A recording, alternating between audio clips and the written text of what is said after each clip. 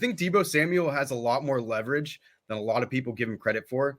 If the Niners want to play hardball, yes, they do have him another year under contract, and they do have 2 franchise tags. That is all true. Mm-hmm. But what Deebo does is that he controls the public perception around the NFL about how the Niners do business. Correct.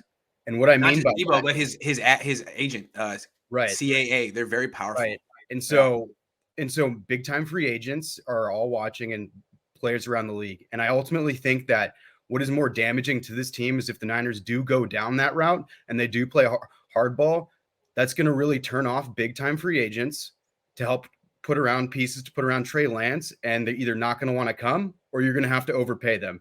And both of those, to me, in my opinion, are going to be a lot more detrimental to this team down the line than paying Deebo right now. So yeah, but I'm with you on that. But the Niners are going to hurt themselves here because they're like they're in a power play. We're not going to give Deebo Samuel an offer early because that's how we do business. We're not going to trade Deebo Samuel for less than he's worth just because we don't want to set a precedent. So what's going to happen is I think they're going to do what they're doing with Jimmy again with Deebo. They're going to set the price too high for a trade. They're going to hold on to him, and Deebo's going to get upset, and he's going to hurt his own value. And they're going to. I think I'm cynical though. No, and that's going to tank his value.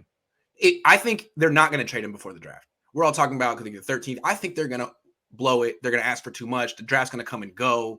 Deebo's going to be on the team, and he's going to flip out because I think he's expecting that he's going to get traded now. This is the opportunity. And so you're talking about compensation for the 2024 draft or the draft 2023. Yeah, sorry, 2023 draft. Yeah, and fans are going to want to hear that. I mean, if this draft comes by, it seems like he's probably not getting traded because they can't sell that trade. We got some picks next year for Deebo. Okay, so we're going to suck this year. Should I cancel my season tickets in? So assuming that happens, the Lynch and Shanahan era, they haven't put back-to-back winning seasons together, and so this is year 6.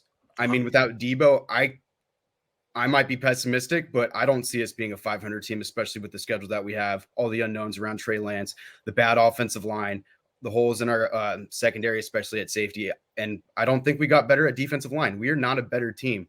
So going to the front office, someone has to be held accountable. And I honestly think that's going to be John Lynch. I think he's got the least amount of power in the room between Kyle, Parag, and Adam Peters. Yeah. And really, he's just the face and the vocal mouthpiece for all that. And I do think that doesn't accomplish anything then. Right. Really, John Lynch's job here was to whisper things to the media and get the Niners in good graces with the media, behind closed doors, I think. But also you could hold him accountable for the Jimmy Garoppolo thing and not trading Jimmy, holding out for more. I don't know whose idea that was. Maybe it was Kyle's. Has really cost. I think it's set the whole thing in motion. They can say they're unrelated, but I think they are. I think some new blood in the front office and some fresh ideas would actually be a really, really good thing for this team. But Parag is always going to hamstring that guy. He's always going to, hey, this is all you can pay. This is your budget. So as long as Parag is there and he's in charge of, he's the salary cap architect and chief contract negotiator plus football analytics overseer. I mean, the GM is always he's the GM. To me, he's the GM of the team. People have to work within his framework, so he's got to go.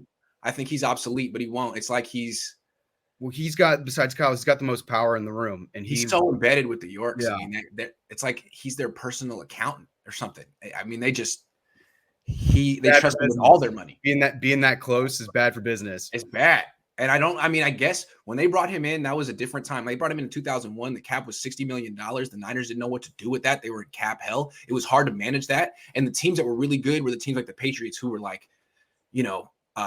thrifty and smart. And now that's totally obsolete. The teams that win are the ones that spend in free agency and just figure out how to kick the can down the road and are cool with spending. The Niners are kind of stuck 10 years ago, in my opinion. And I think it's very much Jed and Parag. I'll let you go, Grant. You have a good weekend.